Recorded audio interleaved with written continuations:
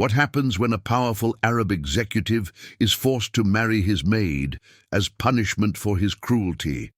Omar Al-Rashid thought he was destroying her life forever. Instead, he discovered something that would shatter everything he believed about love, worth, and the woman he had dismissed as invisible. This is the story of how punishment became the greatest gift he never knew he needed. Before we jump back in, tell us where you're tuning in from. And if this story touches you, make sure you're subscribed, because tomorrow I've saved something extra special for you. The marble floors of the Al-Rashid headquarters in Doha gleamed under the harsh fluorescent lights as Omar Al-Rashid strode through the executive corridor, his Italian leather shoes clicking with the precision of a man who owned everything he surveyed. At 34, he commanded an empire worth $12 billion, built from telecommunications, shipping and government contracts that stretched across the Gulf states. His tailored charcoal suit cost more than most people earned in a year, and his reputation for ruthless efficiency preceded him into every boardroom from Dubai to Riyadh. But today, something was different. The usual deference in his employees' eyes had been replaced by something else. Pity, perhaps, or curiosity about the scandal that had been whispered through Qatar's elite circles for weeks. Omar's personal assistant Mahmoud hurried alongside, him clutching a leather portfolio with trembling hands. "Sir, the Crown Prince's office called again. They're expecting you at the palace within the hour." Omar's jaw tightened. He knew what awaited him. Judgment for what the royal family considered an unforgivable breach of honor. 3 months ago, during a charity gala hosted by the Crown Prince's wife, Omar had publicly humiliated Zara, his Ethiopian maid, in front of Qatar's most influential families.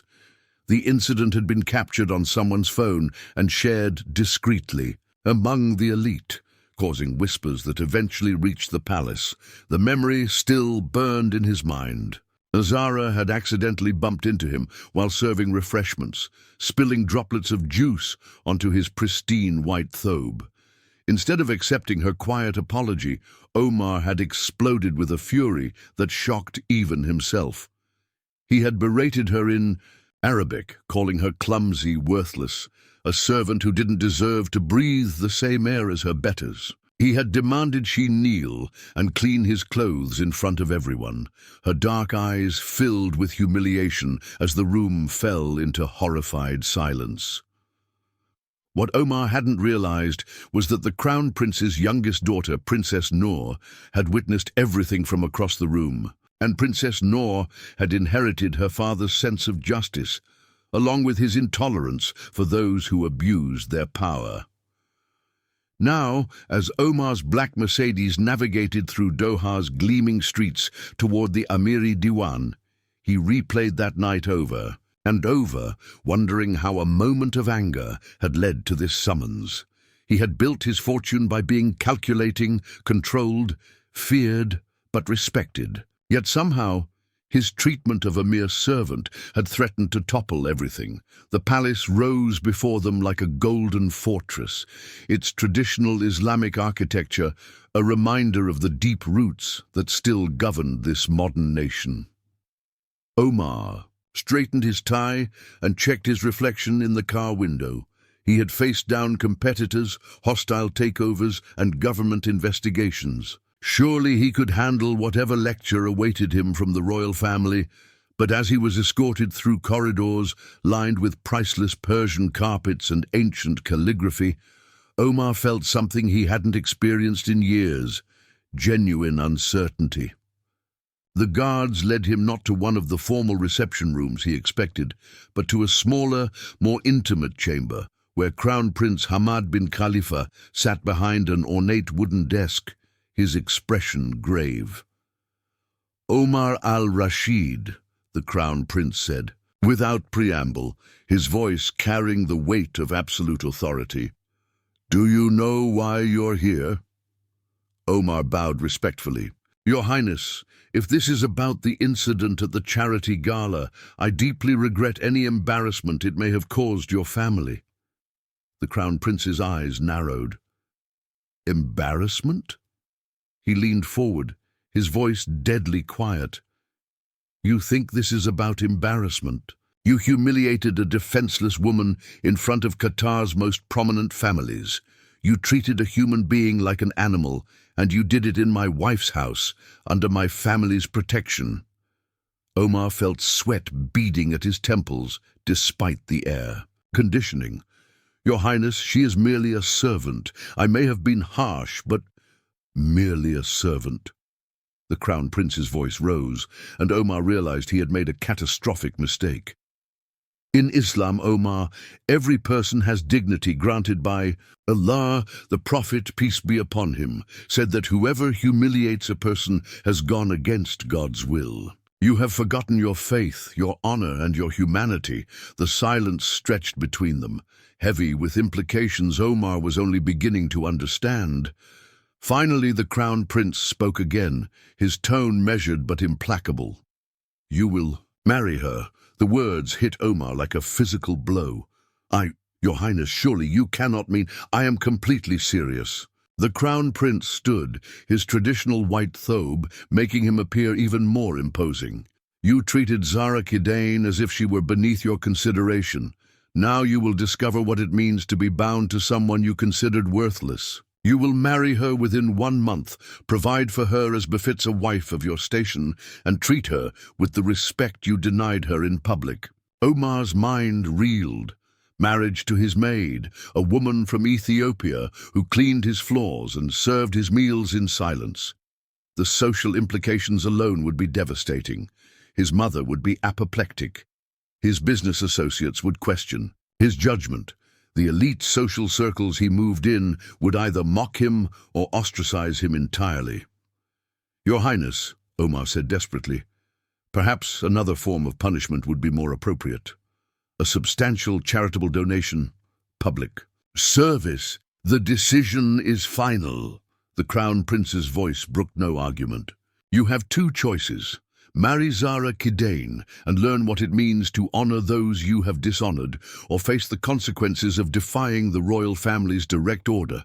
I trust I don't need to explain what those consequences might mean for your business empire. Omar's throat went dry. The Crown Prince wasn't just suggesting marriage, he was threatening to destroy everything Omar had built if he refused.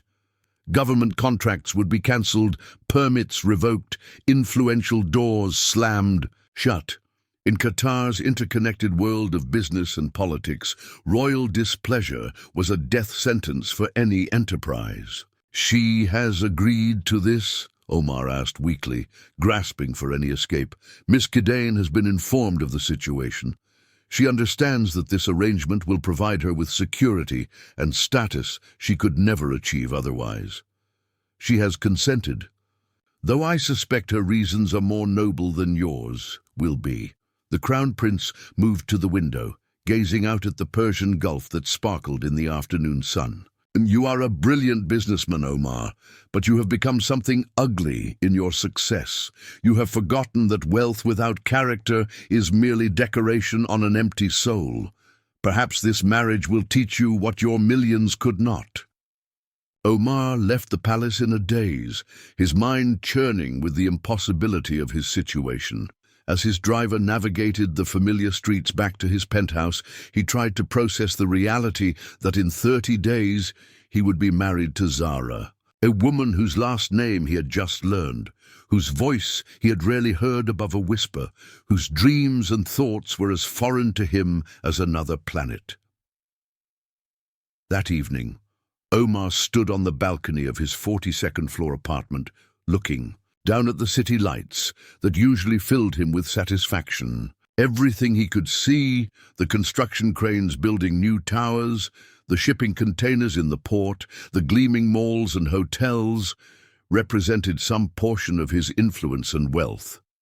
Yet for the first time in his adult life, none of it seemed to matter. Somewhere in the modest apartment complex where his household staff lived, Zara was probably trying to understand how her life had just been turned upside down by the cruelty of a man who had never bothered to see her as fully human. Omar realized with a shock that he didn't even know if she had family, what her dreams were, or whether she had ever imagined a different future for herself. The irony wasn't lost on him. He had spent his career acquiring companies, properties, and influence, treating them as assets to be managed and optimized. Now he was about to acquire a wife in the same way, except this acquisition came with strings he couldn't cut and consequences he couldn't control. As the call to prayer echoed across the city, Omar found himself wondering if the Crown Prince was right. Had his success really turned him into something ugly? And more troubling still, what would it mean to be married to a woman who had every reason to hate him in a union born not of love or even convenience, but of punishment and royal decree? The wind off the Gulf carried the scent of salt and possibility, but all Omar could taste was the bitter flavor of consequences he had never imagined when he chose cruelty over kindness in a moment that would reshape both their lives forever.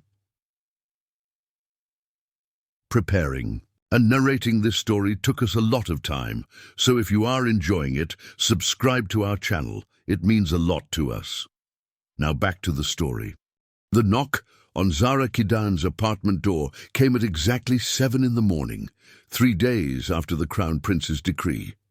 She had been expecting it, though that didn't make her hands shake any less as she opened the door to find Fatima Al-Zahra, the palace's chief cultural advisor, standing in the narrow hallway with 2 assistants carrying garment bags and briefcases. "Miss Kidan," Fatima said in accented English, her voice kind but businesslike. "We have much work to do." Zara's tiny apartment, a single room with a kitchenette and a bathroom she shared with 3 other domestic workers, suddenly felt even smaller with the palace entourage inside. Fatima's eyes swept the modest space with professional assessment.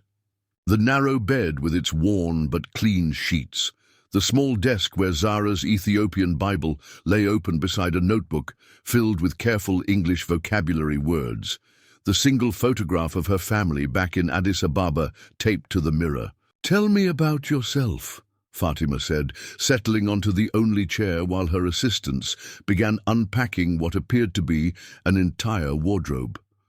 The Crown Prince's orders were clear. You are to be prepared not just for marriage, but for the life of a businessman's wife in Qatari society. "But I cannot prepare you for something if I don't understand who you are." Zara remained standing, her hands clasped in front of her simple blue dress, one of only 3 she owned. For 2 years, she had perfected the art of invisibility in Omar Al-Rashid's household. She moved through his penthouse like a ghost, cleaning, organizing, serving, never speaking unless spoken to, never making eye contact, never allowing her presence to disturb the careful order of his world. But now, this woman was asking her to be visible, to speak, to matter. The request felt as foreign as being told she could fly. I don't understand what you want to know," Zara said quietly, her Ethiopian accent coloring the careful English she had taught herself from library books. Fatima smiled, and something in her expression reminded Zara of her own mother. "Everything. Start with why you came to Qatar." The story spilled out slowly, hesitantly at first, then with growing confidence as Fatima listened without judgment. Zara had been 22 when drought devastated her family's small farm outside Addis Ababa. Her father had died when she was 16, leaving her mother to raise 4 children alone. When the rains failed for the 3rd consecutive year, Zara made the decision that would change everything. She would go to the Gulf, earn money as a domestic worker, and send enough home to keep her family alive. "I had a degree in literature from Addis Ababa University," Zara said, unconsciously straightening her shoulders. "I taught primary school for 2 years before everything fell apart. But degrees don't matter when your family is starving." Fatima's eyebrows rose slightly. "Literature? What did you study?" "African literature, British colonial writers, some American poetry." I wanted to be a professor someday, maybe write books about Ethiopian women's stories. Zara's voice grew softer. Foolish dreams for a maid. Not foolish, Fatima said firmly. Tell me more. The floodgates opened then. Zara spoke about the poetry she still wrote in her notebook late at night, verses in Numhurik that captured the homesickness that never left her.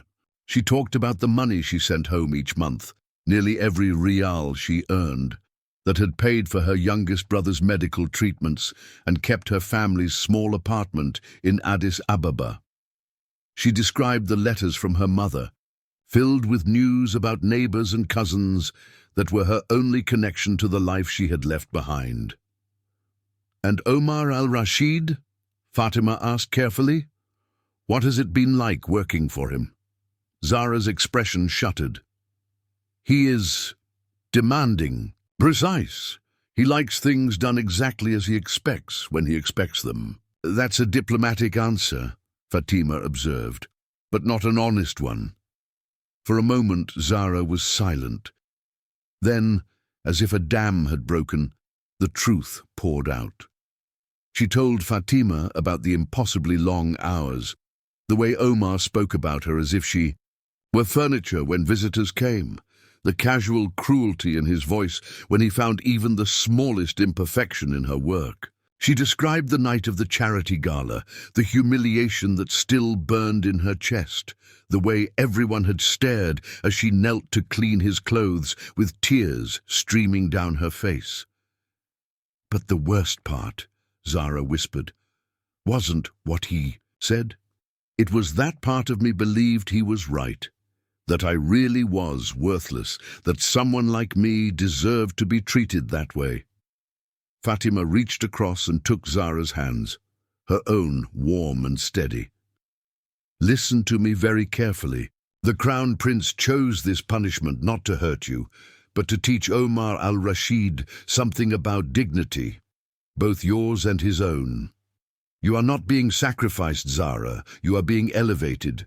But more importantly, you are being given the chance to show a powerful man what strength really looks like. Over the following hours, Fatima's team transformed, not just Zara's appearance, but her understanding of what the next month would bring. There would be etiquette lessons, Arabic language tutoring, sessions on Qatari social customs and business protocol. Zara would need to learn how to navigate charity galas, board dinners, and the complex social hierarchies of Qatar's elite families.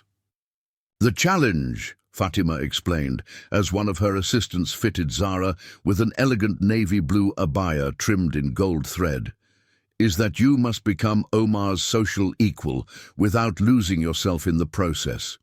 Many women in arranged marriages, especially with such different backgrounds, either disappear into their husband's identity or rebel so completely that the marriage becomes a battlefield. Zara studied her reflection in the small mirror, barely recognizing the elegant woman looking back at her. The abaya was beautiful, but more than that, it gave her presence, authority. For the first time in 2 years, she looked like someone who deserved to be seen. What if I can't do it? She asked. What if I'm not strong enough to be the wife of someone who sees me as punishment? Fatima smiled. I've spent 3 hours with you, and already I can see what Omar Al-Rashid has never bothered to notice. You left everything you knew to save your family. You learned a new language, adapted to a foreign culture, endured humiliation and loneliness, all while maintaining your dignity and your dreams. You write poetry in a language he doesn't speak, about experiences he can't imagine. You are not the weak one in this equation, Zara. He is. That afternoon, Fatima took Zara to a private meeting room in one of Doha's luxury hotels, where they encountered Omar for the first time since the Crown Prince's decree. He was already seated at a small table, wearing another perfectly tailored suit, his expression unreadable as they approached. When he looked up and saw Zara, really saw her perhaps for the first time, something flickered across his face. Surprise, certainly, but something else too, something that might have been the faint recognition that the woman walking toward him was not the invisible servant he thought he knew. Zara had spent the morning practicing this moment with Fatima. She walked with her spine straight, her head held high, her movements graceful but not subservient. When she reached the table, she didn't wait for permission to sit. She simply took the chair across from Omar and met his gaze directly. "Mr. Al-Rashid," she said, her voice steady and clear. For a moment, Omar seemed at a loss for words. This was not the timid maid who had cleaned his floors and avoided his eyes. This was a woman who carried herself with quiet confidence, who looked at him as an equal rather than a master. "Zara," he said finally, and hearing her name in his voice, not girl or you, but her actual name, felt like a small victory. Fatima had briefed them both on the purpose of this meeting, to establish the practical arrangements for their marriage. Omar would provide Zara with an appropriate wardrobe, jewelry, and housing in a wing of his penthouse. They would attend social functions together, present themselves as a married couple to Qatar's business and social elite, and maintain the fiction that their union was legitimate. "I want to be clear about expectations," Omar said, his tone businesslike. "This is a legal arrangement, nothing more. You will have your own rooms, your own space. I don't expect." He trailed off, apparently unable to finish. "The sentence. You don't expect a real marriage," Zara said calmly. "I understand." "Exactly." Omar seemed relieved. "We'll maintain appearances in public, but privately we live separate lives." Zara nodded, but something in her expression suggested she found his certainty amusing. "Of course. And my family? I'll still be able to support them?" "Naturally. In fact, as my wife, you'll have access to considerably more resources." Omar's voice took on the confident tone he used in business negotiations. "I assume that's part of why you agreed to this arrangement?" For the first time, Zara smiled, not the submissive half-smile of a servant, but the knowing smile of a woman who understood something her companion did not. "Mr. Al-Rashid," she said softly, "you have no idea why I agreed to marry you." The simple statement hung in the air between them, loaded with implications Omar couldn't begin to pass. As Fatima guided them through the remaining logistics, wedding date, legal documentation, social announcements, Omar found himself stealing glances at this woman who had somehow become a stranger in the space of a single conversation. When the meeting ended and Zara rose to leave, she paused beside his chair. "Thank you," she said quietly, "for finally learning my name." Omar watched her walk away, moving through the hotel lobby with a grace he had never noticed when she served his meals or cleaned his rooms. For the first time since the Crown Prince's decree, he found himself wondering not just how this marriage would affect his social standing or business relationships, but what it might be like to be married to a woman who looked at him as if she could see straight through his expensive suits and carefully constructed facades to something he wasn't sure he wanted her to find. That night, alone in his penthouse, Omar stood in the spotless kitchen where Zara had prepared thousands of meals he had barely acknowledged. On the counter, forgotten until now, lay a small notebook she must have dropped during her hasty departure 3 days earlier. Without thinking, he opened it. The pages were filled with poetry, written in flowing Amharic script. Words he couldn't read, but that seemed to dance across the paper with emotion and beauty. Between the poems were careful English translations, and as Omar read them, he realized he was glimpsing a soul he had never bothered to notice. One poem spoke of mountains that called across oceans to a daughter who could not return. Another described the weight of dreams deferred, of strength found in serving others while protecting one's own heart. The final entry, dated just a week before the charity gala, contained lines that made Omar's chest tighten with something uncomfortably close to shame. "He sees through me as if I were glass, never knowing that glass can cut when it breaks." Omar closed the notebook carefully, but could not stop thinking about the woman who had written those words. The woman he was going to marry, the woman whose inner life was apparently as complex and rich as his own, the woman he had dismissed as invisible, while she observed everything with the keen eye of a poet. For the first time, Omar began to wonder which of them was truly being punished. The news of Omar Al-Rashid's engagement spread through Doha's elite circles like wildfire through dry grass.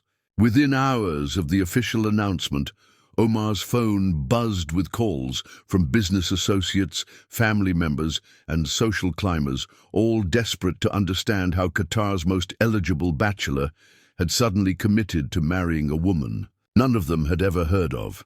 The most explosive reaction came from his mother. Layla Al-Rashid arrived at Omar's penthouse unannounced at 6 in the morning, bypassing security with the imperious authority that only a Qatari matriarch could wield. Omar found her in his living room, still wearing yesterday's Chanel suit, her carefully styled hijab slightly askew from what had clearly been a sleepless night of outrage. "Explain this madness to me," she demanded without preamble, waving a copy of the Gulf Times, where the engagement announcement appeared in elegant Arabic calligraphy. Omar Khalil Al-Rashid to wed Miss Zara Kidain of Ethiopia. Ethiopia, Omar, not even a proper Arab family. Omar poured himself coffee with deliberately steady hands, knowing that showing any weakness would only fuel his mother's fury. "It's exactly what it says, Mother. I'm getting married. To your maid." Layla's voice rose to a pitch that made the crystal chandelier seem to vibrate. "Do you have any idea what people are saying? The Mansouri family called to cancel their daughter's engagement party because they're too embarrassed to be associated with us. The Al-Thanis have already started spreading rumors that you've lost your mind or been blackmailed." "Let them talk," Omar said, though each word felt like swallowing broken glass. He had built his reputation on being untouchable, above the petty gossip that plagued lesser businessmen. Now he was about to become the subject of every whispered conversation in every majlis from Kuwait to Abu Dhabi. "This is about that incident at the charity gala, isn't it?" Layla's eyes narrowed with the shrewd intelligence that had helped her navigate Qatari high society for 40 years. "What did you do, Omar? What did you do that was so terrible the royal family would force this punishment upon our family?" Omar set down his coffee cup harder than necessary. The truth was too humiliating to speak aloud, that his mother's perfect son, the man she had raised to be a leader among leaders, had proven himself capable of cruelty so casual it had shocked even Qatar's elite. "It's complicated, Mother. Complicated." Layla laughed bitterly. "Your father built this family's reputation over 30 years. He married me because our families understood each other, because we shared values, culture, language. What do you share with this foreigner except the fact that she knows how to polish your flaws?" The words stung because they echoed Omar's own thoughts during the sleepless nights since the Crown Prince's decree. What did he and Zara have in common? What would they talk about over breakfast? How would they present themselves as a couple when they barely knew each other beyond the professional distance of employer and employee? But then he remembered the poetry in her notebook, the quiet dignity in her voice when she said, "You have no idea why I agreed to marry you." And something defensive stirred in his chest. "She's more intelligent than you realize," Omar said quietly. Layla's expression shifted from fury to something more dangerous, maternal concern mixed with calculation. "Omar, listen to me carefully. Love is a luxury for people who don't have empires to maintain. This woman, however intelligent she may be, will destroy everything we've built. She doesn't understand our world, our responsibilities, our connections. She'll embarrass you at dinner parties, misunderstand business protocols, alienate the wives of your most important clients." "Perhaps you should meet her before passing judgment," Omar said. though he wasn't entirely sure why he was defending. A woman he barely knew. "Oh, I intend to," Layla said, her smile sharp as a blade. "If this farce is truly going forward, then she'll need to understand exactly what's expected of a woman in this family, and more importantly, what happens to those who fail to meet those expectations." 3 days later, the confrontation Omar had been dreading finally occurred. He arrived home from a tense board meeting to find his mother sitting in his formal dining room across from Zara. Tea service laid out between them like weapons on a battlefield. Zara wore one of the new outfits Fatima had selected, a sophisticated burgundy dress that complemented her dark skin and emphasized her natural elegance. Her hair was styled in an intricate updo that showcased the delicate gold earrings that had been his engagement gift. She looked every inch the successful businessman's wife, except for the slight tension around her eyes that suggested this meeting had not been going well. "Omar," his mother said without rising, "we've been having such an interesting conversation about family traditions." Omar took a seat at the head of the table, immediately sensing the undercurrents of a battle he had missed. "I hope you've been making Zara feel welcome." "Of course," Layla smiled, but her eyes remained cold. "I was just explaining to dear Zara how important it is for wives in our family to understand their proper place, how they support their husbands by remaining gracefully in the background, managing social obligations with discretion, and never drawing unwanted attention to themselves." Zara's hands remained folded in her lap, but Omar noticed the slight tightening of her shoulders. "Your mother has been very educational," she said carefully. "I've also been explaining," Layla continued, "how essential it is that she learn to speak proper Arabic if she hopes to function in our social circles. Her attempts at our language this afternoon have been quite endearing." The patronizing tone made Omar's jaw clench, but before he could respond, Zara spoke, in flawless, unaccented Arabic that filled the room like music. "Mrs. Al-Rashid," she said, her voice melodious in the language Omar had assumed she barely understood, "I appreciate your concern for my education. However, I learned Arabic literature at university alongside my English studies. I can recite classical poetry from Al-Mutanabi and discuss the theological writings of Ibn Sina in 3 dialects. Perhaps what you mistook for poor language skills was simply my politeness in allowing you to feel superior." The silence that followed was deafening. Omar stared at Zara in amazement, seeing yet another layer of the woman he had so completely underestimated. His mother's face had gone pale, then flushed with embarrassment and rage. "How dare you?" Layla began. "Mother," Omar interrupted, his voice carrying a warning. "I think perhaps this conversation has gone far enough." But Zara wasn't finished. She continued in Arabic, her words precise and elegant. "I understand that my marriage to your son is not what you had planned. I understand that you see me as an outsider, a threat to your family's reputation, but I want you to know that I have no intention of changing Omar or trying to fit into a mold that was never meant for me. I am Ethiopian. I am proud of my heritage, and I will not pretend to be something I'm not to make others comfortable." She switched back to English, her gaze level and unafraid. "Your son and I are marrying for complicated reasons that have nothing to do with love and everything to do with learning to see each other as human beings worthy of respect. Perhaps that's a lesson that extends beyond just our relationship." Omar watched his mother struggle to process the reality that the simple maid she had come to intimidate was actually a formidable woman who refused to be diminished. When Layla finally spoke, her voice was tight with barely controlled anger.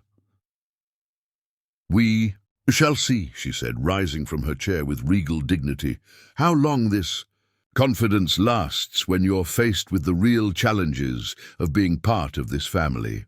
After his mother left, Omar and Zara sat in the aftermath of the confrontation, the elegant dining room suddenly feeling like a war zone.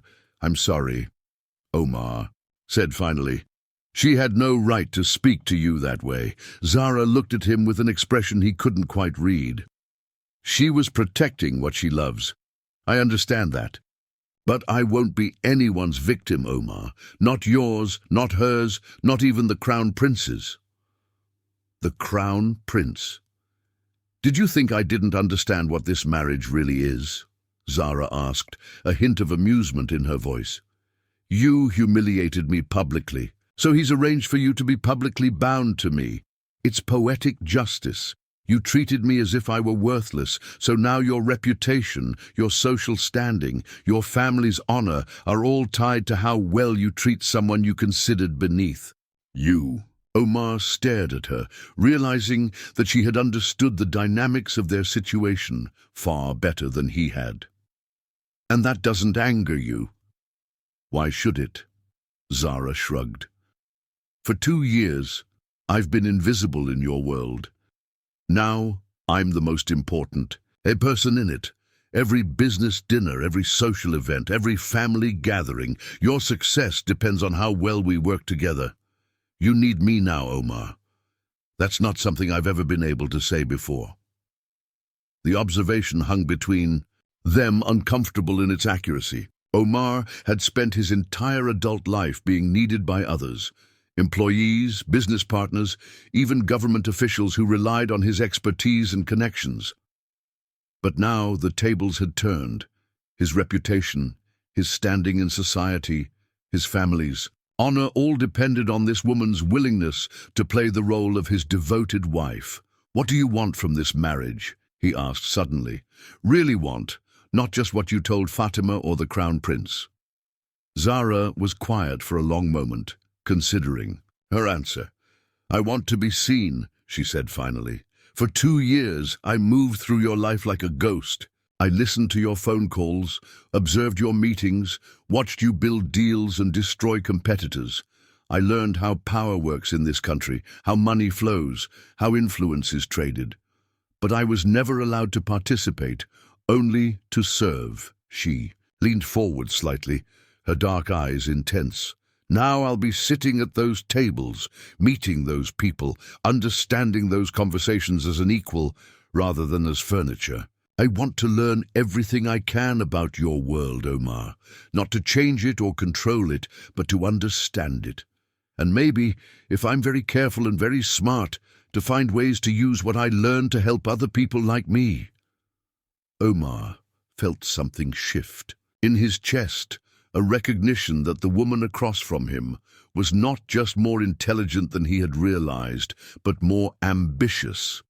She wasn't just surviving this arranged marriage, she was planning to transform it into an opportunity. "You want to use our marriage as a platform for, what, advocacy? Why not?" Zara smiled, and for the first time since he'd known her, it was a smile without reservation, bright and genuine and slightly dangerous.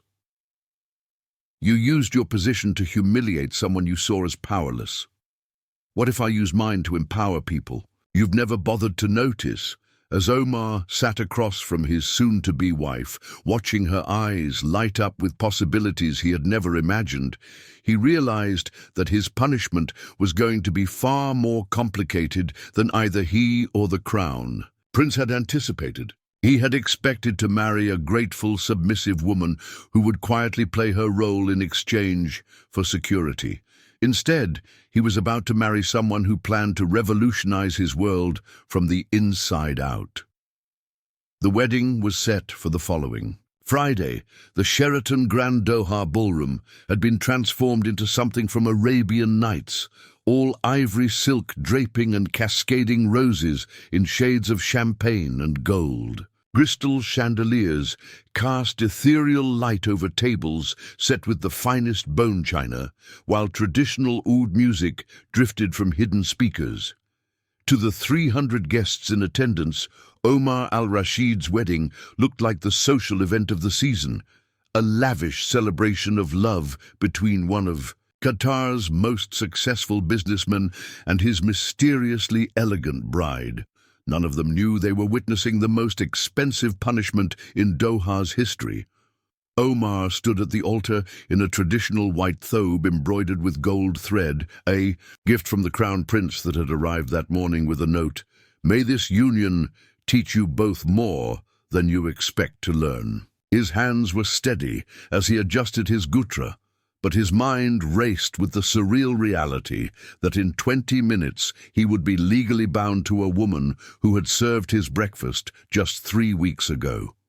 The irony wasn't lost on him that half. The guests were the same people who had witnessed Zara's humiliation at the charity gala. Now they sat in gilded chairs, whispering behind silk fans about the fairy tale romance that had supposedly swept Qatar's most eligible bachelor off his feet. If they only knew that this wedding was the crown prince's idea of poetic justice, served with vintage champagne and Belgian chocolate. In the bridal suite, Zara stared at her reflection in a mirror framed with fresh jasmine. The wedding dress had been custom-made by Elie Saab's atelier in Beirut, layers of ivory silk and delicate beadwork that transformed her into something ethereal. A tiara of diamonds and pearls, on loan from the royal family, caught the light. With every slight movement of her head, she looked like a princess from a storybook, beautiful and serene, and utterly unlike the woman who had scrubbed floors and served tea in silence. Fatima bustled around her, making final adjustments to the veil that cascaded to the floor in a waterfall of silk tulle. "You look magnificent," she said, stepping back to admire her work. "Every woman in that ballroom will be insanely jealous." "They shouldn't be," Zara replied quietly, her fingers smoothing the intricate beadwork on her bodice. "They don't know what they're really witnessing. And what are they witnessing?" Zara met her own eyes in the mirror, seeing a stranger in bridal white who somehow shared her face. The marriage of two people who are about to discover they don't know themselves as well as they thought they did. Before Fatima could ask what she meant, there was a soft knock at the door. "Come in," Zara called, expecting her assigned attendant. Instead, Crown Prince Hamad entered, resplendent in formal robes, his presence immediately commanding the room. Fatima bowed and quickly excused herself, leaving Zara alone with the man who had orchestrated this entire elaborate charade. "Your Highness," Zara said, rising gracefully despite the weight of her gown. "Sit, please," the Crown Prince said, settling into the chair Fatima had vacated. "I wanted to speak with you before the ceremony." Zara remained standing, her training in defiance serving her well, even in the presence of royalty. "If you're concerned that I'll embarrass Omar or your kingdom, I can assure you I'm not concerned about that at all," the Crown Prince interrupted, amusement flickering in his eyes. "After your performance with Omar's mother last week, I suspect you're more than capable of holding your own in any social situation. I'm here because I want you to understand something that perhaps wasn't clear when this arrangement was first proposed." He leaned forward, his expression growing serious. "This marriage was designed as punishment for Omar, yes, but it was also designed as an opportunity for you, not just for financial security or social advancement, but for something much more valuable. The chance to show Qatar's elite what strength looks like when it doesn't announce itself with volume or violence." Zara studied his face, trying to understand the layers beneath his words. "You want me to be an example?" "I want you to be yourself," the Crown Prince said simply. "Omar humiliated you because he could, because he believed your background made you less than human. But you've already proven that belief wrong. Today, you're not just marrying him, you're showing everyone in that ballroom that dignity isn't determined by birth or wealth, but by character." He stood, moving to the window that overlooked the Persian Gulf. "There are many young women in Qatar, immigrants like yourself, who work in homes and businesses owned by families who never see them as fully human. Today, they'll watch you walk, down that aisle as an equal to one of the most powerful men in our country. Do you understand what that means to them?" Zara felt something shift in her chest, a weight she hadn't realized she was carrying. "You're not just punishing Omar. You're making a statement about how women like me should be treated." "Exactly." The Crown Prince turned back to her, his smile warm. Omar needed to learn that wealth without character is merely decoration. But perhaps more importantly, Qatar needs to learn that a person's worth isn't determined by their passport or their family's connections. The conversation was interrupted by the sound of traditional drums beginning in the ballroom below. The ceremony was about to begin. "Are you ready?" the Crown Prince asked, offering his arm. Zara looked once more in the mirror, seeing not just a bride in an elaborate gown, but a woman stepping into a role she had never imagined but was somehow prepared to play. "Yes," she said, taking his arm, "I think I am." The processional felt like walking through a dream. 300 of Qatar's most influential people rose as Zara entered the ballroom, their faces a mixture of curiosity, judgment, and grudging admiration.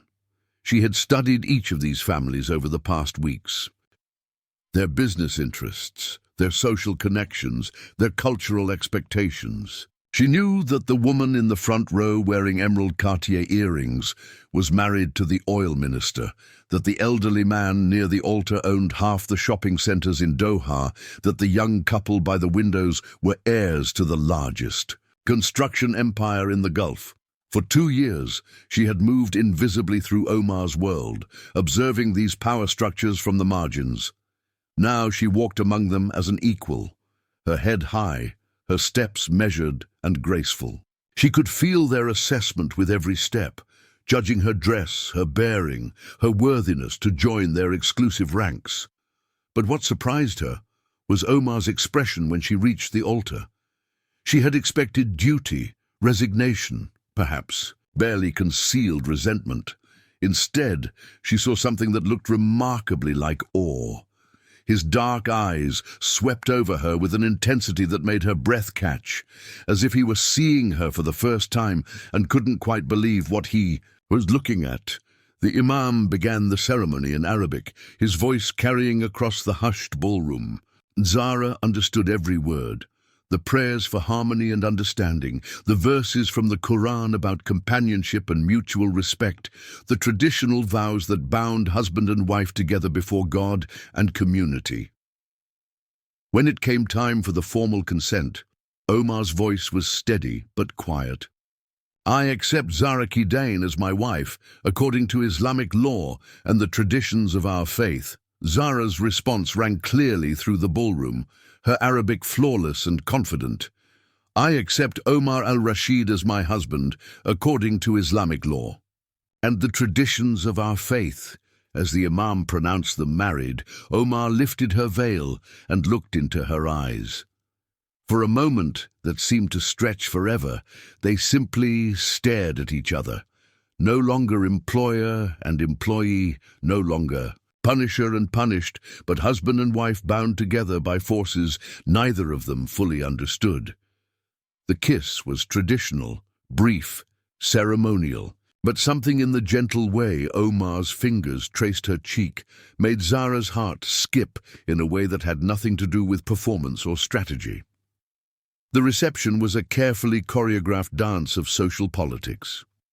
Omar and Zara moved through, the crowd together, accepting congratulations and well wishes from guests who ranged from genuinely warm to politely skeptical. Zara found herself effortlessly switching between Arabic, English and French as they circulated, charming business partners' wives with her knowledge of Ethiopian coffee cultivation and impressing government officials with her insights into East African trade routes. "She's not what I expected," Zara overheard the oil minister's wife whisper to her companion. "I thought she'd be different." "More intimidated, you mean?" the other woman replied. "Instead, she's working this room like she was born to it." Omar heard the exchange too, and Zara felt his hand tighten slightly on her waist. Whether from pride or surprise, she couldn't tell. The evening's most challenging moment came when they were approached by Rashid Al-Mansouri, one of Omar's biggest competitors, accompanied by his famously sharp-tongued wife, Amira. "Omar, congratulations," Rashid said with a smile that didn't reach his eyes. "Quite a surprise, this wedding, very unexpected." "Life is full of surprises," Omar replied diplomatically. Amira's gaze swept over Zara with undisguised judgment. "And Zara, isn't it? Tell me, how are you finding married life so far? It must be quite an adjustment from your previous situation." The question was designed to humiliate, to remind everyone within earshot that Zara had been a domestic worker. But Zara had faced far worse than a society woman's cattiness. "It's fascinating," Zara said with a serene smile. "I'm learning so much about Qatar's business community. For instance, I had no idea that Al-Mansouri Industries was struggling so much with their Ethiopian coffee importation contracts. Perhaps Omar and I could offer some assistance. I have extensive family connections in the coffee regions around Sidamo." Rashid's smile faltered. Zara had just demonstrated that she not only knew about his company's current challenges, but had the connections to either help or harm his interests. "That's very kind of you to offer." "Of course," Zara continued sweetly, "family businesses can be so complicated, can't they? Especially when the younger generation has such different ideas about expansion strategies. But I'm sure your son Khalid's MBA from Stanford will help him navigate those challenges when he eventually takes over." The implication was clear. Zara knew about the family tensions over succession, about Khalid's expensive American education and conflicting business philosophy. She had done her homework on every major family in the room, as the Al-Mansouris excused themselves with considerably less arrogance than they'd arrived with. Omar looked at his new wife with something approaching amazement. "How did you know about their coffee contracts?" Zara smiled, sipping the sparkling cider that had been provided in lieu of champagne. "I've been listening to your phone calls for 2 years, Omar. I know more about Qatar's business landscape than most of your board members." "And you never said anything." "You never asked," Zara replied simply. "But then again, you never imagined that your maid might be paying attention to anything more important than whether your floors were properly polished."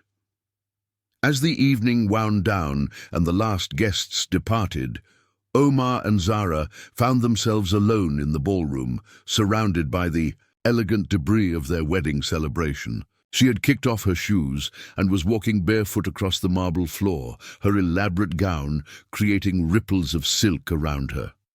"So," Omar said, loosening his formal collar, "we're married." "So we are," Zara agreed, her voice thoughtful. "How do you feel about that?" It was such a direct question, so unlike the careful political conversations that had dominated the evening, that Omar found himself answering honestly. "Confused, surprised, impressed, if I'm being truthful." "Impressed? You were magnificent tonight. Watching you handle the Al-Mansouris, listening to you discuss trade policy with the commerce minister, seeing you make the ambassador's wife laugh until she cried. I realized that I've been living with a stranger for 2 years. Zara stopped walking and turned to face him, her expression serious. "We've both been strangers, Omar. You've been the distant employer, the demanding boss, the man too important to notice the help. I've been the invisible servant, the grateful immigrant, the woman too unimportant to have opinions worth hearing." She gestured around the ballroom, at the flowers and candles and remnants of luxury.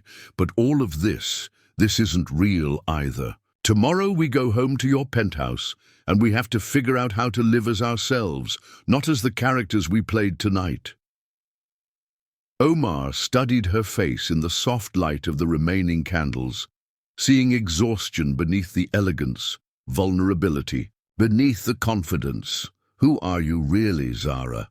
Beyond the poetry and the intelligence and the strategic thinking, who are you when you're not performing for anyone? For the first time that evening, Zara's composure cracked slightly. I don't know, she admitted quietly. I've been performing survival for so long.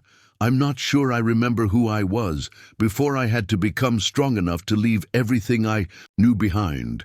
The honesty hung between them, more intimate than any kiss, more binding than the vows they had spoken before 300 witnesses. In that moment, surrounded by the remnants of their elaborate wedding, Omar and Zara began to glimpse the possibility that their arranged marriage might become something neither punishment nor performance, but discovery. Tomorrow, they would begin the complicated business of learning to live together.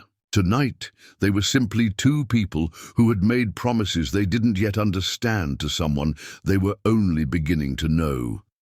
The first thing Omar noticed when he woke up in his own bed was the smell of cardamom and something else. Something warm and unfamiliar that seemed to have settled into the very air of his penthouse overnight. For a disorienting moment, he couldn't place it. Then the events of the previous day crashed back into his consciousness like cold water. He was married to Zara, who was no longer his maid, but his wife, sleeping somewhere in the guest wing of his own home.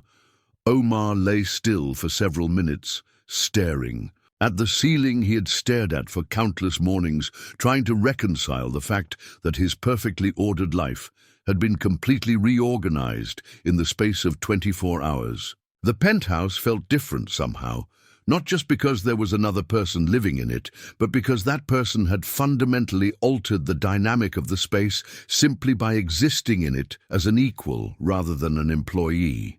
The sound of soft movement from the kitchen drew him from his bed.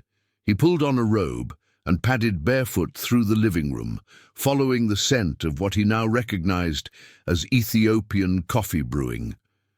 The sight that greeted him in his modern kitchen stopped him in the doorway. Zara stood at the counter, still wearing the silk pajamas that had been part of her new wardrobe, her hair loose around her shoulders in a way he had never seen it. She was grinding coffee beans by hand in a traditional Ethiopian clay pot, her movements practiced and meditative. The early morning light streaming through the floor-to-ceiling windows caught the golden undertones in her dark skin, and for a moment Omar simply watched, mesmerized by the graceful efficiency of her hands. "Good morning," she said without turning around, somehow sensing his presence. "Good morning." Omar's voice came out rougher than he intended. "You didn't have to... you don't need to prepare breakfast anymore." Zara did turn then, one eyebrow raised in amusement. "I'm not preparing breakfast. I'm making coffee the way my grandmother taught me, because I missed the taste, and because I thought you might like to try something different." The distinction hit Omar like a gentle slap. Of course, she wasn't serving him now. She was sharing something from her own culture, her own preferences. The shift in perspective was so fundamental that he felt momentarily dizzy. "I'd like that," he said, settling onto one of the bar stools that had previously been reserved for casual meals he ate alone. As Zara performed the traditional coffee ceremony, roasting the green beans over an open flame, grinding them fresh, brewing the coffee 3 times in increasing strengths, she talked about her grandmother's house in Addis Ababa, the way the women in her family would gather each morning to share coffee and conversation, the rituals that had given structure and meaning to their days. "Coffee is sacred in Ethiopian culture," she explained, pouring the rich, dark liquid into small ceramic cups. "We say that it's not just about the drink, but about the time we take to be present with each other. No rushing, no distractions, just conversation and connection." Omar accepted the cup she offered, inhaling the complex aroma that was unlike any coffee he had ever experienced. The first sip was a revelation, bold and earthy, with notes of chocolate and spice that seemed to awaken his senses in an entirely new way. "This is incredible," he said, genuinely surprised. It should be, Zara replied, settling across from him with her own cup. Coffee originated in Ethiopia. Everything else is just adaptation. They sat in comfortable silence for several minutes, the morning light gradually brightening around them. Omar found himself studying Zara's face in a way he had never allowed himself to do before, noting the elegant line of her cheekbones, the intelligence in her dark eyes, the way her mouth curved slightly upward, even in repose, as if she were perpetually on the verge of sharing a secret. "What happens now?" he asked eventually. "Now we figure out how to live together," Zara said simply. Two adults with completely different backgrounds and expectations, trying to share a space and a life without losing ourselves in the process. "Have you thought about what you want that to look like?" Zara considered the question, swirling the coffee in her cup. "I want to learn," she said finally, "about your business, your world, the way power works in Qatar.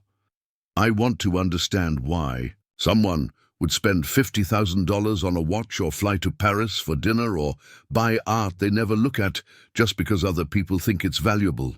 Omar felt a stab of defensiveness, then realized she wasn't judging. She was genuinely curious about a world that must seem alien to someone who had grown up with very different values. "And I want to contribute," Zara continued, "not just to your life, but to something larger. Yesterday, when the Crown Prince talked about being an example for other women like me, I realized that this marriage, this opportunity, comes with responsibility." "What kind of responsibility?" "There are thousands of domestic workers in Qatar, Omar. Women from Ethiopia, Philippines, Bangladesh, Sri Lanka.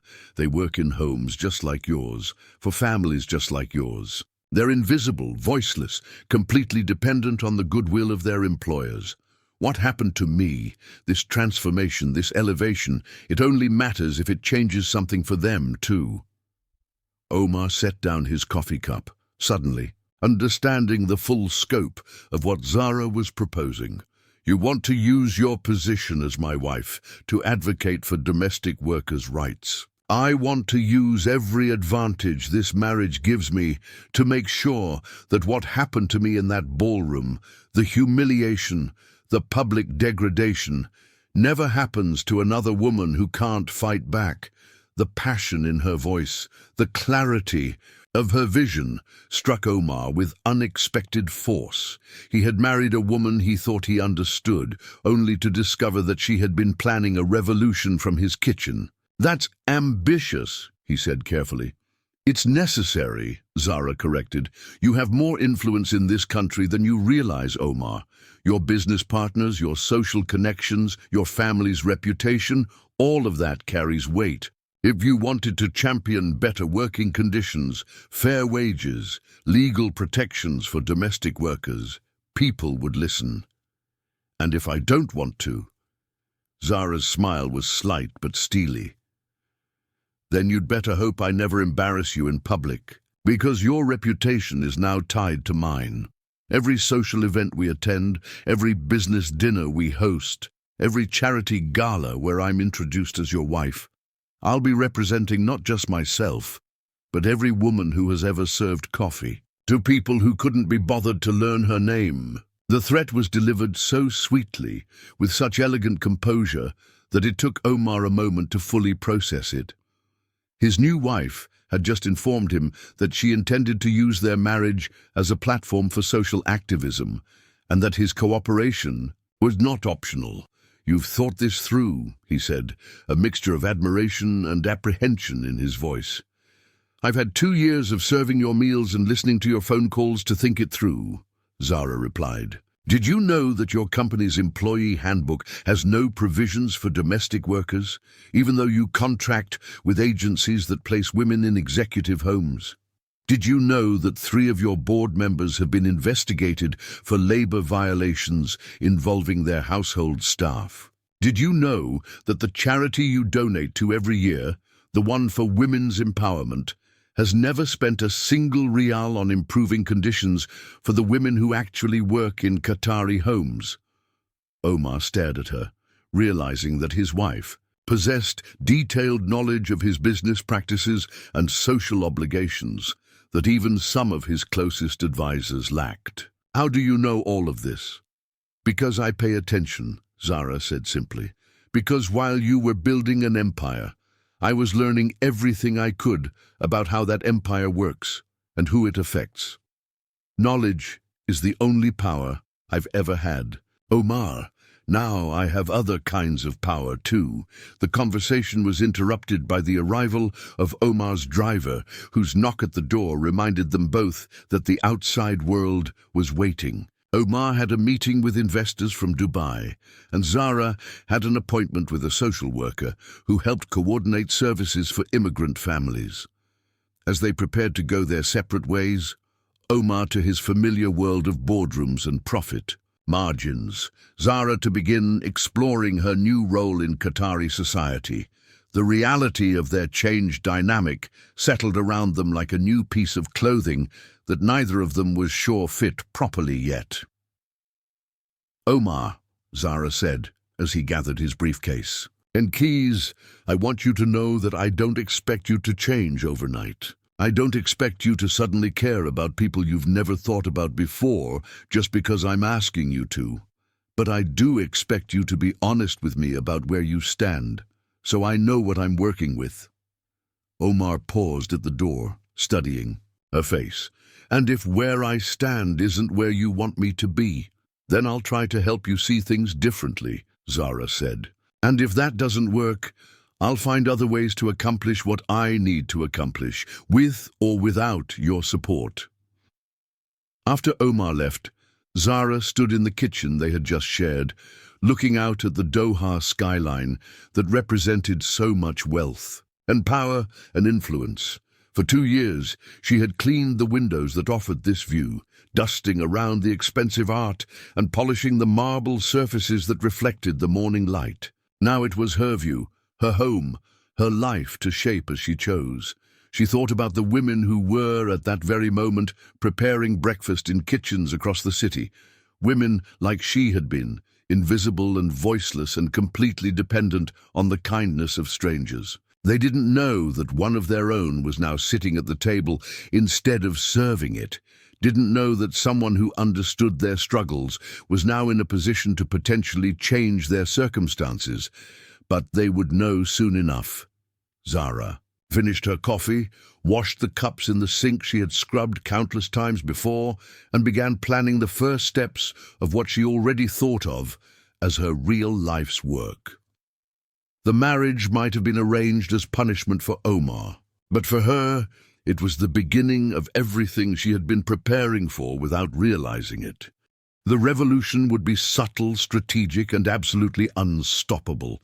It would also, if she was very careful and very patient, transform not just the lives of women like her, but the heart of the man she had married, a man who was about to discover that wealth without compassion was poverty by another name. As she prepared to leave for her first appointment in her new role as Mrs. Omar Al-Rashid, Zara caught her reflection in the hallway mirror. She looked like a successful businessman's wife, elegant and polished and perfectly appropriate for Qatari society. But in her eyes was the fire of someone who had never forgotten what it felt like to be invisible, and who intended to make sure that no other woman ever had to endure what she had endured in silence. The real work was just beginning. 3 weeks into their marriage, Omar Al-Rashid found himself doing something he had never done in his adult life, questioning his own business practices. It started small, a passing thought during a board meeting about the cleaning staff who worked nights in his building, a moment of uncomfortable awareness when his assistant mentioned hiring a new housekeeper for his mother's villa. But by the time Zara placed a manila folder on his desk one evening, the questions had grown into something that felt dangerously like conscience. "What's this?" Omar asked, looking up from the quarterly reports he'd been reviewing. "Research," Zara said simply, settling into the leather chair across from his desk, the same chair where she had once sat nervously accepting his proposition for a fake marriage. Now, she occupied it with the confidence of someone who belonged there. Information I thought you should see before your meeting with the Minister of Labour tomorrow. Omar opened the folder and immediately wished he hadn't. Inside were photographs, documents, testimonies, a comprehensive dossier on working conditions for domestic workers in Qatar. The images were stark: overcrowded dormitories where women slept 4 to a room, confiscated passports locked in, employers' safes, medical reports documenting malnutrition and exhaustion. "Where did you get this?" he asked, his voice tight. "From the women themselves," Zara replied calmly. "Did you know there's an informal network? Ethiopian, Filipino, Bangladeshi women who work in homes throughout Doha. They share information, support each other, document their experiences. They've been building a database for years, hoping someone would eventually care enough to listen."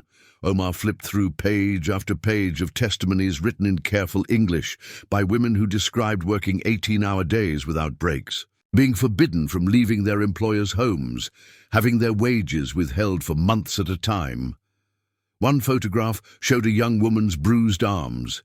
Another documented a dormitory room where 8 women shared space meant for 2. "This is," Omar started, then stopped. He had been about to say isolated incidents or not representative, but the evidence was too overwhelming, too systematic. "This is the foundation that your comfortable life is built on," Zara finished for him. "These women cook your food, clean your offices, raise your children, maintain your homes, and this is how they're treated for providing those services." Omar closed the folder, feeling something uncomfortable churning in his stomach. "Why are you showing me this?" "Because tomorrow you're meeting with Minister Al-Kuwari to discuss the new labour regulations his department is proposing. Regulations that would require employers to provide proper housing, guarantee time off, establish minimum wage standards for domestic workers. "I know what the meeting is about, Zara. I'm planning to oppose those regulations." The words hung in the air between them like a challenge. Zara's expression didn't change, but something shifted in her eyes, a hardening that made Omar suddenly aware that he had just declared himself her adversary. "Why?" she asked quietly. "Because they're unrealistic. Because they'll drive up costs for families who are already struggling with economic pressures. Because government interference in private employment arrangements always creates more problems than it solves. Because it might cost you money. Because it's not practical," Omar said, his voice rising slightly. "You can't just impose Western labor standards on a society that functions differently. These women come here voluntarily, Zara. They sign contracts. They know what they're agreeing to." Zara stood up slowly, her movements controlled but tense. "Mariam Qasim came here voluntarily too," she said, pulling a single document from the folder and placing it in front of him. "She's 19 years old. She signed a contract to work as a nanny for the Al-Budawi family. Her passport was confiscated on her first day. She's been working 7 days a week for 8 months without a single day off. Last month, when she asked for permission to call her sick mother in Manila, Mrs. Al-Budawi told her that ungrateful servants don't deserve privileges." Omar stared at the document, a handwritten letter in careful English describing conditions that sounded more like imprisonment than employment. "The Al-Budawis are friends of your mother's," Zara continued. "You've had dinner at their house. You've done business with Mr. Al-Budawi's construction company. Are you going to tell me that Mariam Qasim knew what she was agreeing to when she signed a contract that promised fair wages and reasonable hours, only to discover that her reality would be completely different? One family doesn't represent 43 families," Zara interrupted, placing another stack of documents on his desk. 43 families in your social and business circle who have been documented treating their domestic workers in ways that violate basic human rights. Should I read you their names? Should I tell you about the dinner parties you've attended where the women serving your food hadn't eaten a proper meal in days? Omar pushed back from his desk, suddenly feeling claustrophobic in his own office. What do you want from me, Zara? You want me to single-handedly reform Qatar's labor system? You want me to destroy my business relationships over issues that have existed for decades? I want you to stop being complicit, Zara said, her voice steady but intense. I want you to use your influence to support regulations that would give women like Mariam basic protections. I want you to care more about human dignity than you do about maintaining the status quo that benefits you. And if I refuse? For a moment Zara was silent. When she spoke again, her voice was soft but implacable. Then you'll discover that your wife has connections and resources you didn't know about. You'll find that Mrs. Omar Al-Rashid has interesting conversations at charity luncheons, insightful questions at business dinners, and a remarkable ability to remember details about labor practices when she's chatting with journalists' wives at social events. The threat was delivered with such elegant composure that it took Omar a moment to fully process it. His wife had just informed him that she was prepared to wage a public relations war against his business interests, using their marriage and her access to Qatar's elite social circles as weapons. You would sabotage me? I would tell the truth, Zara corrected, about conditions you've ignored, practices you've enabled, and people you've chosen not to see. The sabotage would be entirely self-inflicted. Omar stared at her, seeing for the first time the full scope of what he had gotten himself into. He had married a woman who wasn't just intelligent or strategic, she was revolutionary. She intended to use every advantage their marriage gave her to dismantle systems that he had not only benefited from, but helped maintain. You planned this, he said slowly. From the beginning. The marriage, the social connections, the access to influential families, you planned to use all of it for this. I planned to survive, Zara replied. But yes, once I realized what opportunities marriage to you would provide, I planned to use them for something meaningful. Did you think I would be content to simply wear expensive dresses and attend charity galas while women like Mariam suffer in silence? The question hung between them like an accusation. Omar realized that he had in fact expected exactly that. He had assumed that elevation to his social class would satisfy Zara's ambitions, that financial security and social status would be enough to keep her gratefully compliant. Instead, he had married someone who viewed those advantages as tools for a larger purpose. That night, Omar stood on his balcony overlooking Doha's glittering skyline, Zara's folder of evidence heavy in his hands. The city stretched out below him like a constellation of wealth and power, each light representing businesses, homes, families that made up the interconnected network of his success. But now, looking at those same lights, he found himself wondering about the women who cleaned the offices, who cooked the meals, who maintained the homes that kept this prosperity functioning. For the first time in his life, he tried to imagine what it would be like to be completely dependent on someone else's goodwill, to have no legal protections, no recourse for mistreatment, no way to leave if conditions became unbearable. The uncomfortable truth was that he had never thought about it before. In his world, domestic workers were simply part of the infrastructure, like electricity or running water, essential but invisible, noticed only when they malfunctioned. But Zara was asking him to see them as people. More than that, she was demanding that he care about their well-being enough to risk his own comfort and convenience. The next morning, Omar sat in Minister Al-Kuwari's office, the proposed labor regulations. Spread across the conference table between them, the minister, a pragmatic man who had been navigating Qatar's political landscape for 20 years, was explaining the economic projections, the implementation timeline, the political challenges they would face from business leaders who opposed the changes. The resistance is predictable, Minister Al-Kuwari said, reviewing notes on his tablet. Families concerned about increased costs, businesses worried about competitive disadvantages, traditional voices arguing that foreign workers should be grateful for any employment opportunities. "And what's your assessment of the political feasibility?"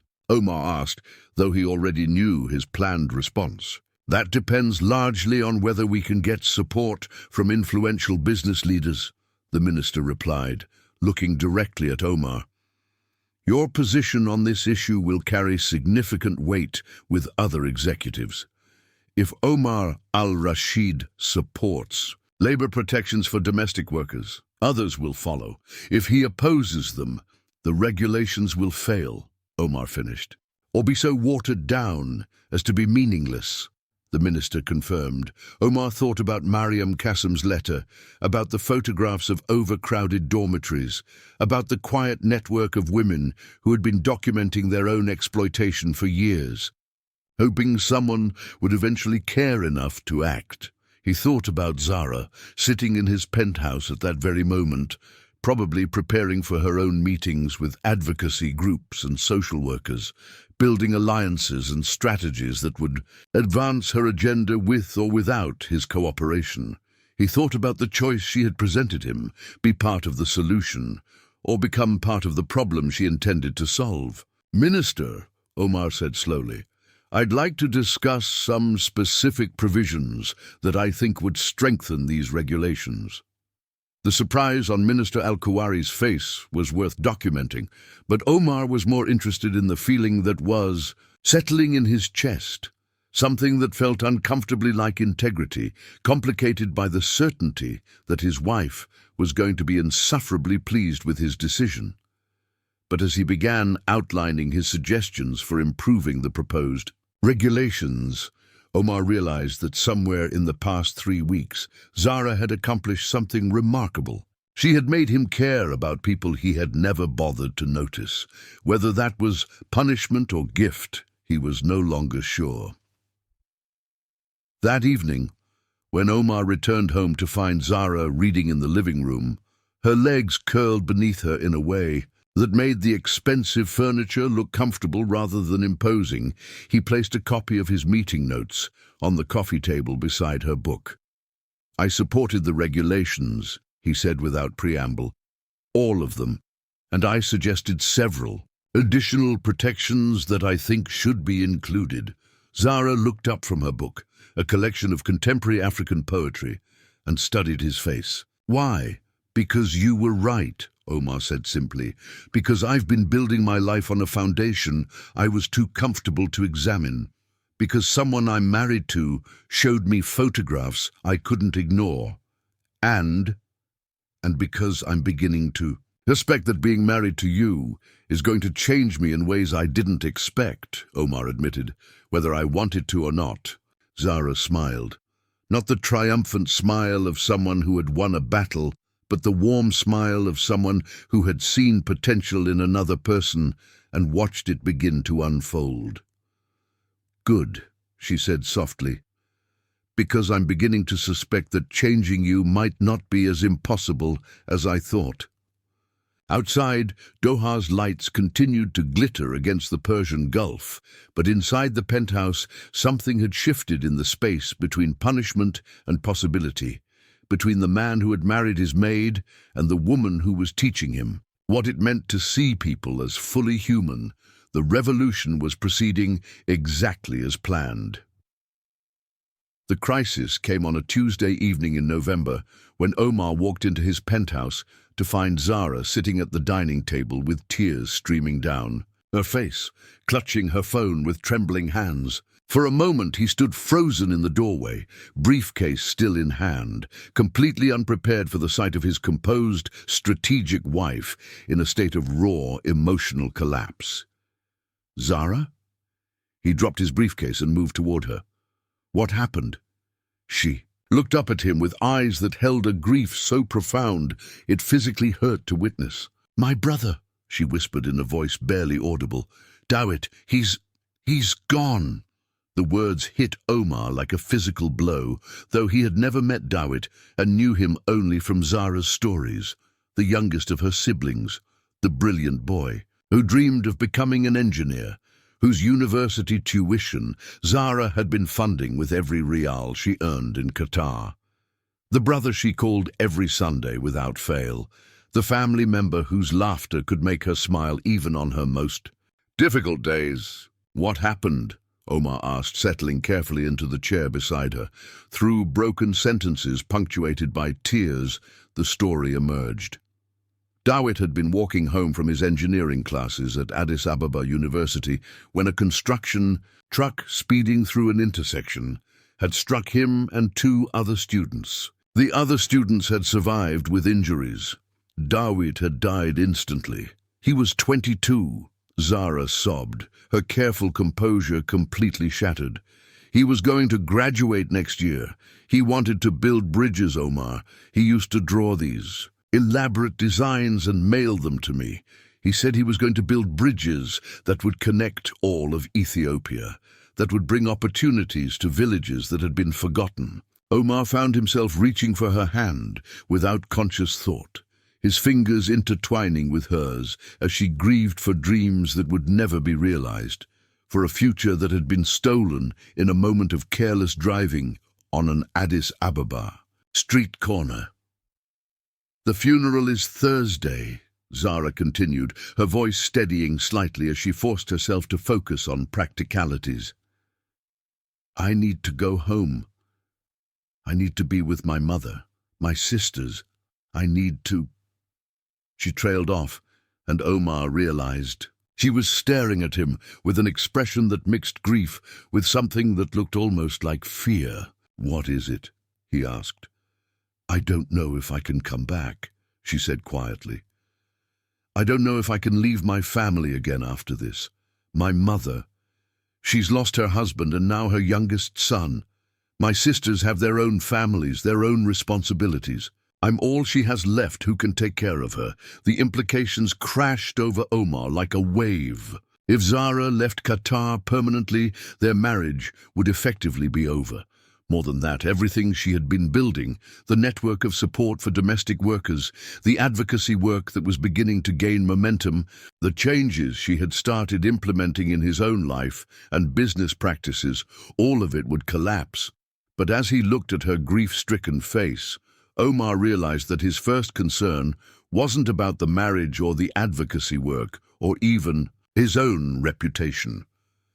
His first concern was for the woman sitting beside him, who had just lost the person she loved most in the world and was facing the possibility of sacrificing everything she had built to care for her surviving family. "We'll go together," he said without hesitation. Zara looked at him in surprise. "What? To Ethiopia, to the funeral. We'll go together." "Omar, you don't understand. This isn't a business trip. This is my world. My family lives in a small apartment in a neighborhood you've never seen. They don't speak English. They don't have money or connections or influence. You would be completely out of place." "So?" Omar said simply. "You've been out of place in my world for months, and you've handled it with more grace than I thought possible. Maybe it's time I learned what it feels like to be the outsider." Zara stared at him, tears still glittering in her eyes. "Why would you do that?" The question hung in the air between them, loaded with implications that Omar wasn't sure. He was ready to examine. Why would he abandon his carefully ordered schedule, his business obligations, his comfortable distance from emotional messiness, to travel to a country he had never visited for the funeral of a young man he had never met? "Because you're my wife," he said finally, surprised by how true the words felt. Because you shouldn't have to face this alone. Because... He paused, searching for words that could adequately express the shift that had been occurring in his chest over the past months. Because I'm beginning to understand that caring about you means caring about the people you love. The transformation in Zara's expression was subtle but profound. Grief still dominated, but something else flickered beneath it. Hope, perhaps, or recognition that the man she had married was becoming someone different than the one who had humiliated her in a ballroom 6 months earlier. 2 days later, Omar found himself on a plane to Addis Ababa, watching the landscape of East Africa unfold below him like a revelation. He had traveled extensively for business: London, New York, Tokyo, Dubai, but always to cities that felt like extensions of his own world, places where 5-star hotels and corporate boardrooms created familiar bubbles of luxury and control. Ethiopia was different. From the moment they landed at Bole International Airport, Omar was confronted with a sensory experience unlike anything in his previous travels. The sounds, the smells, the energy of a place where his wealth and status meant nothing, where he was simply another foreign visitor in an ancient land with its own rhythms and priorities. Zara's family lived in a modest apartment building in the Bole Medhaniyalem area, their home a 3-room space that housed Zara's mother, her older sister Hanan with her 2 children, and various extended family members who came and went, depending on their circumstances. When Omar walked through the door carrying the suitcases, the entire apartment fell silent. Zara's mother, Almaz, was a small woman with grey-streaked hair and eyes that held the same intelligent intensity as her daughter's.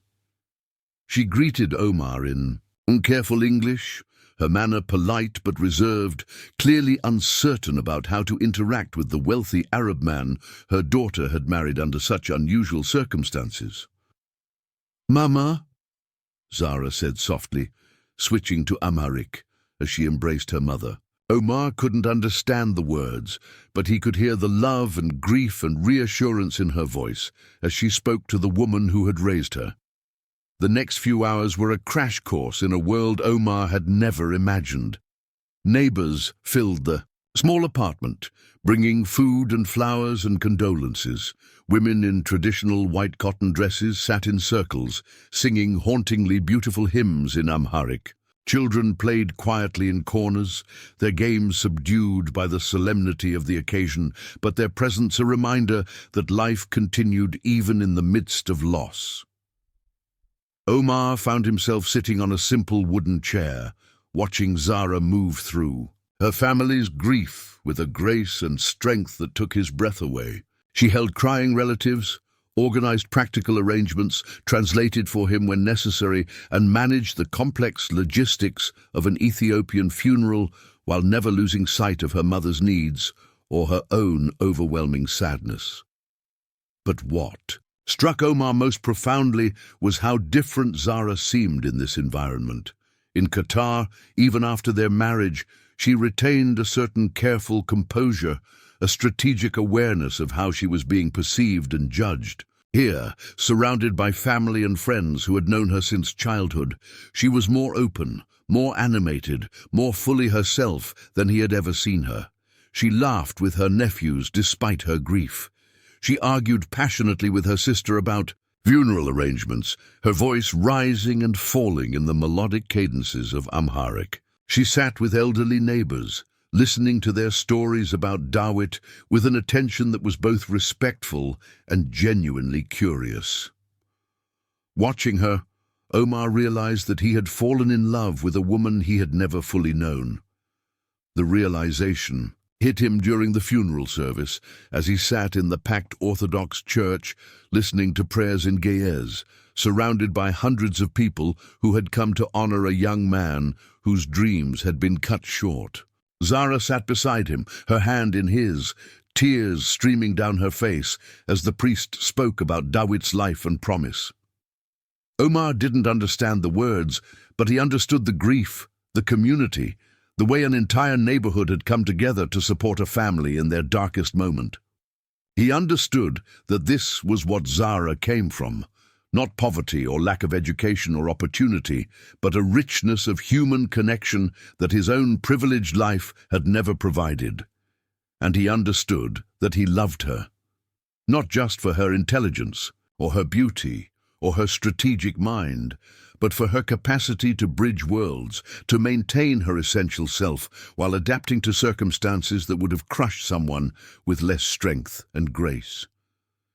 The love felt like a discovery and a disaster, simultaneously, because love meant vulnerability, and vulnerability meant the possibility of loss, and Omar had built his entire life around eliminating variables he couldn't control. But as Zara's fingers tightened around his during the final prayers, as he felt her grief and strength and the profound love she held for her family, Omar realized that some variables were worth the risk. After the service, as they walked through the cemetery where Dawit would be buried, Zara turned to him with an expression he couldn't quite read. "I need to stay," she said quietly. "My mother, she can't be alone right now. And there are things I need to do here, arrangements I need to make for her care, for my family's future. I might be here for several weeks, then I'll stay too," Omar said without hesitation. Zara stopped walking. "Omar, you can't. You have a business to run, obligations, meetings that can't be postponed." "I have a wife who needs me," Omar replied, surprised by the conviction in his own voice. "Everything else can wait." "Why?" Zara asked, echoing her question from Tuesday evening. "Why would you do this?" This time Omar didn't hesitate. This time he was ready to acknowledge the truth that had been building in his chest for months. The reality that had crystallized in an Ethiopian church while listening to prayers for a young man who had wanted to build bridges. "Because I love you," he said simply. "Because somewhere between the Crown Prince's punishment and this moment, I fell completely in love with my wife. And because I'm finally beginning to understand that love isn't about control or convenience or strategic advantage. It's about showing up for someone when they need you most." The words hung in the warm Ethiopian air between them, true and vulnerable and irreversible. Zara stared at him with an expression that cycled through surprise, skepticism, hope, and something that might have been the beginning of reciprocal feeling. "You love me?" she said slowly, as if testing the words. "I love you," Omar confirmed. "I love your strength and your intelligence and your impossible, stubborn determination to change the world. I love that you make Ethiopian coffee like a sacred ritual, and that you write poetry in languages I don't speak. I love that you saw possibilities where I saw only problems, and that you refuse to accept limitations that other people try to impose on you." Zara was quiet for a long moment, her eyes searching his face. Finally she spoke, her voice soft but clear.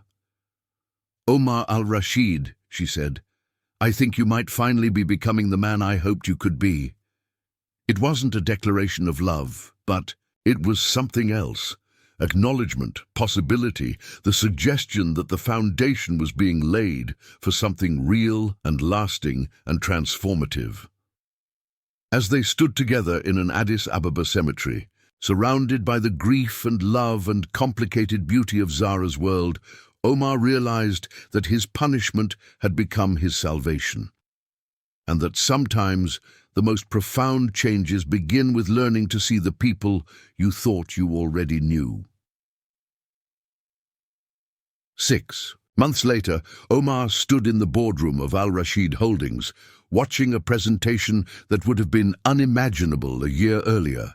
On the wall-mounted screen, detailed architectural plans showed the construction progress of the Dawit Kidain Memorial Education Center, a state-of-the-art vocational training facility being built in Addis Ababa's Bole district, funded entirely by Omar's company and designed to provide free technical education to young Ethiopians from low-income families. Phase 1 completion is scheduled for next month, reported Mahmoud, Omar's assistant, who had become surprisingly enthusiastic about the company's new philanthropic initiatives.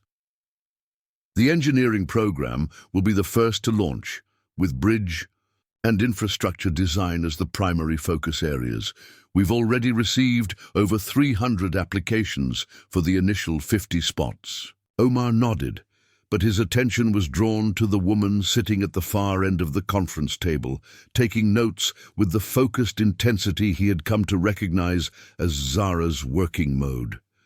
She wore a navy blue business suit that commanded respect in any boardroom, her hair pulled back in an elegant chignon that emphasized the delicate gold earrings he had given her for their 6-month wedding anniversary, a gift that marked not the anniversary of their arranged marriage, but of the day they had chosen to make their relationship real. Zara caught his gaze and smiled slightly, the private smile that had become their secret language during long board meetings and social events. In that smile was acknowledgement of how far they had traveled from the Crown Prince's punishment to this moment, where she sat as an equal partner in both his business and his life. "Mrs. Al-Rashid," said Director Al-Thani, turning to Zara with the respectful attention that Omar still found remarkable to witness. "Would you like to present the update on the Domestic Workers Advocacy Program?" Zara rose gracefully, moving to the front of the room with the confidence of someone who had found her perfect stage. Over the past 6 months, she had transformed from reluctant participant in Qatar's elite circles to one of the most influential voices for social reform in the Gulf region.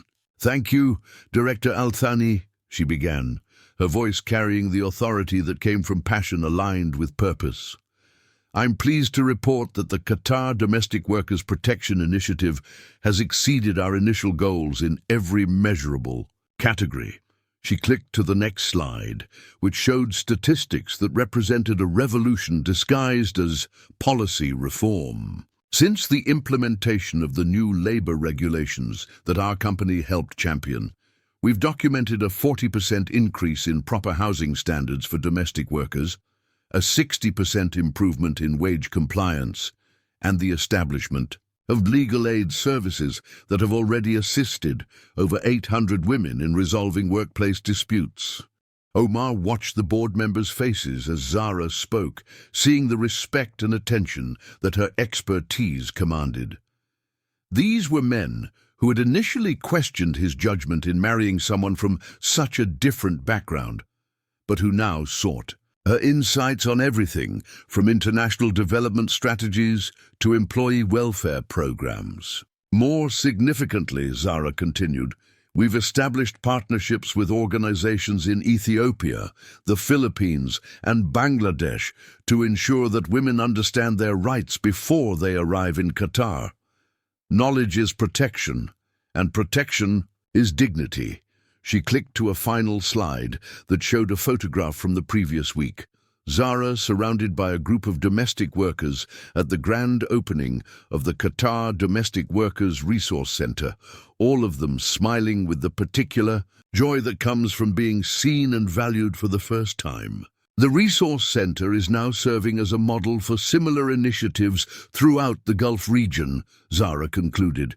What began as an effort to protect vulnerable workers has become a demonstration that economic prosperity and human dignity are not competing interests, but complementary values. As the meeting concluded and board members filed out, many stopping to congratulate Zara on the program's success, Omar remained in his seat, watching his wife gather her papers with the efficient movements of someone who had found her calling. "You know," he said when they were alone, "a year ago, if someone had told me that my wife would be giving presentations to my board of directors about social justice initiatives, I would have laughed." "And now," Zara asked, settling into the chair beside him, "now I think it's the most beautiful thing I've ever seen," Omar replied honestly. "Watching you change the world from the inside out, using every advantage our marriage provides to create Opportunities for women who started where you started. It's extraordinary. Zara studied his face with the searching gaze he had learned meant she was about to say something important. Omar, do you ever regret it? The way everything changed? The fact that your comfortable life became so much more complicated? It was a question she had asked in various forms over the past months, as if she still couldn't quite believe that he had chosen transformation over the easy certainty of his previous existence. Omar understood her disbelief. He sometimes marveled at it himself, the way love had reorganized his priorities so completely that his old life seemed like a memory from someone else's experience. Never, he said simply. Not even for a moment. Even when your mother still refuses to speak to me at family gatherings? Omar laughed. Especially then, watching you handle my mother's disapproval with such grace that she actually starts to question her own positions. It's like watching a masterclass in diplomacy. Even when business associates whisper about how your unusual marriage has made you soft on labor issues, those associates have made their businesses irrelevant by refusing to adapt to changing expectations about corporate responsibility, Omar replied. While they've been complaining about regulations, we've been leading the industry in implementing best practices. Our employee satisfaction ratings are the highest in Qatar, our international partnerships have expanded by 30%, and our reputation as an ethical company has opened doors that pure profit-seeking never could. Zara smiled, but Omar could see there was something else she wanted to say. What is it? He asked. I got a call yesterday, she said carefully, from the African Union.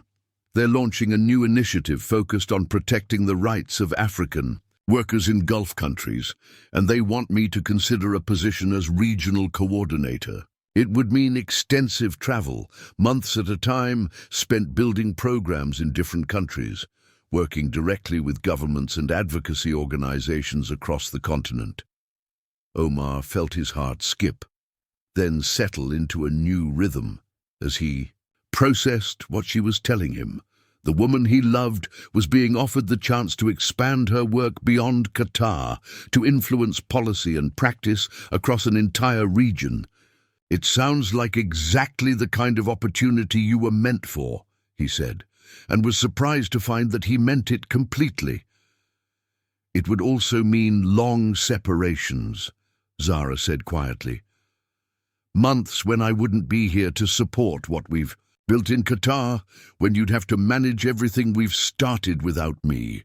Omar reached for her hand, intertwining their fingers in the gesture that had become their anchor through every challenge and change of the past year. Zara, he said softly, I fell in love with a woman who left everything she knew to save her family, who transformed humiliation into strategy, who used an arranged marriage as a platform for revolution.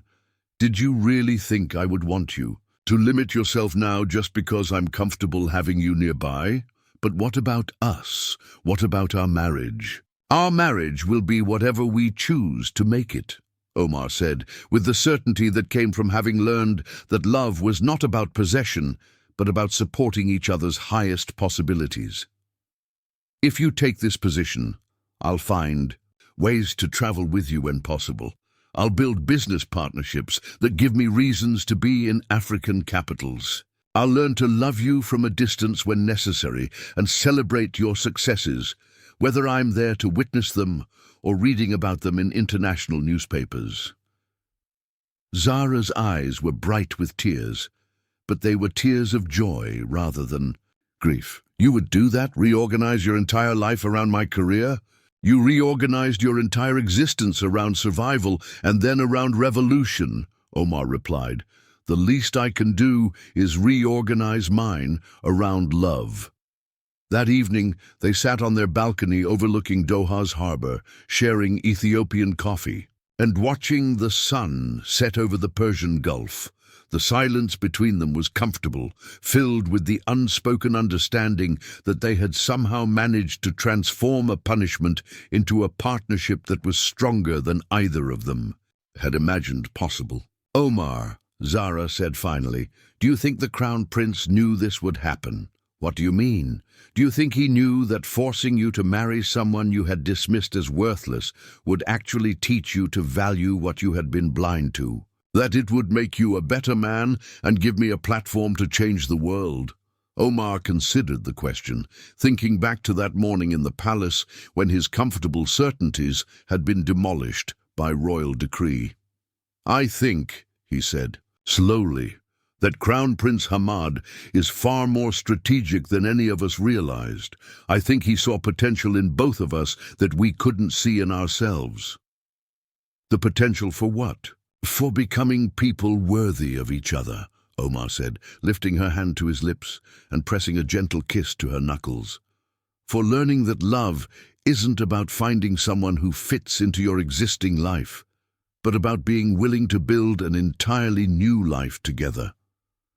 Zara leaned against his shoulder, and Omar marveled at the way her presence had transformed not just his penthouse, but his understanding of what home could mean. The space that had once been a sterile showcase of wealth had become something warmer, more alive, filled with Ethiopian artifacts and Arabic poetry books, and the lingering scent of cardamom and possibility. "I love you, Omar Al-Rashid," Zara said quietly, the words still new enough to feel like gifts every time she spoke them. "I love the man you chose to become, and the life we're building together." "I love you too, Zara Kidane Al-Rashid," Omar replied, using the full name that honored both her heritage and their partnership. "I love that you saw possibilities where I saw only problems, that you transformed punishment into purpose, and that you continue to challenge me to be better than I ever imagined I could be." As the lights of Doha began to twinkle against the darkening sky, they sat together in the peaceful silence of two people who had discovered that the most profound transformations often begin with learning to see the humanity in someone you thought you already knew. The Crown Prince's punishment had become their salvation. The arrangement that was meant to humble had become the foundation for love, and the maid who was supposed to disappear had instead become the most visible, most powerful, most beloved force for change in Omar's world. 3 months later, headlines in the Gulf Times announced, Mrs. Zara Al-Rashid appointed Regional Coordinator for African Workers' Rights Initiative. The accompanying photograph showed an elegant woman in a business suit, shaking hands with the Secretary General of the African Union, her husband standing proudly beside her, his expression radiating the particular joy that comes from watching someone you love step fully into their destiny. And in domestic workers' quarters throughout Qatar and beyond, women who had once believed themselves invisible began to imagine what it might feel like to be seen, to be valued, to matter in the eyes of the world. The revolution was complete, the bridges had been built, and love had proven once again to be the most transformative force of all. Up next, you've got 2 more standout stories right on your screen. If this one hits the mark, you won't want to pass these up. Just click and check them out. And don't forget to like, subscribe, and turn on the notification bell so you don't miss any upload from us.